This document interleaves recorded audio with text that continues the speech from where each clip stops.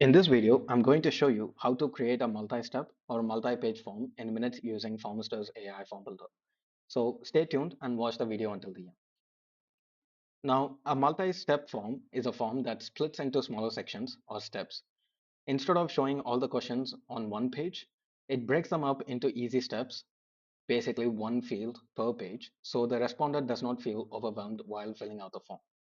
This type of form is simply great because it will keep your respondents highly engaged throughout the form filling process, thereby leading to higher engagement and higher submission rate. So let's quickly create a multi-step form in Formester.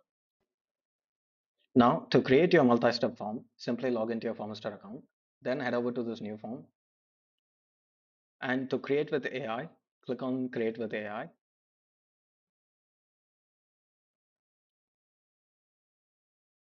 This will bring up the AI form builder, and here you can drop in your prompt.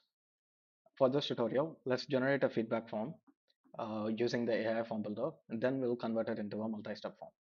So let's click on generate form. As you can see, the AI has created a good feedback form for us.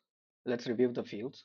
So we have a title, tell us about your experience. We appreciate your feedback, name and email as optional fields. And we have an overall satisfaction score and rate our food, rate our service, rate our atmosphere. And then finally, we have a comment box. Now, what we can do is we can have two more fields. We'll call them as, uh, and we'll add another field. And in this case, we'll say, tell us.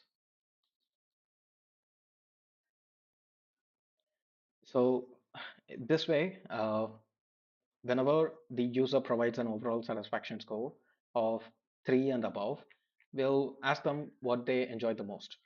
And if they provide a satisfaction score of below 3, we will ask them what went wrong. So we can do this using a feature called conditional logic. So let's see how we can do that. We can remove this.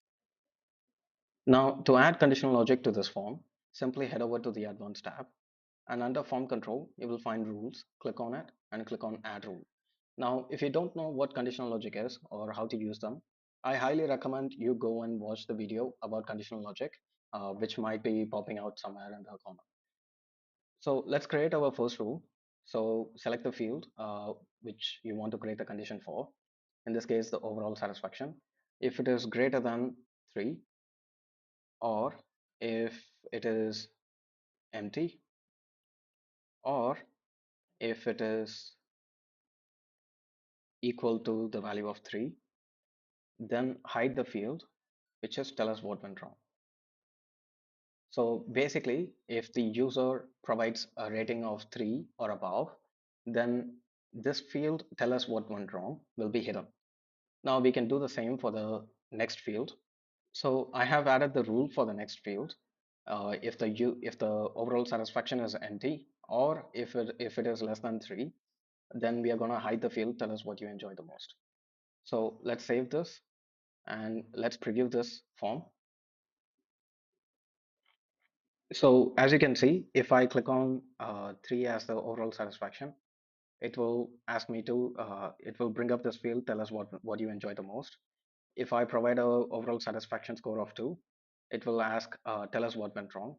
If I provide 4, it will go back to tell us what you enjoy the most. So now let's head back to the form builder and make few adjustments. We can reposition this field to show up after the overall satisfaction score. So if you click on the page that you're in, if you click on the 3 dots, it will bring up this option called one field per page. If you click on it and say yes, now the form has successfully become a multi-page form. So there's only one field per page. And if you head over to this advanced tab, now we have the page transition effect. We can also add an invisible reCAPTCHA if you want. We can also make it to work offline, and we can keep the progress indicators on. So, and if you want to see incomplete submissions, basically whenever a user drops off without completing the entire form, you can see the partial submissions by turning on this feature. And there's a ton of features that you can utilize to create a really advanced but easy to use multi-page form. So that's it for this tutorial. If you found this to be valuable, give us a thumbs up.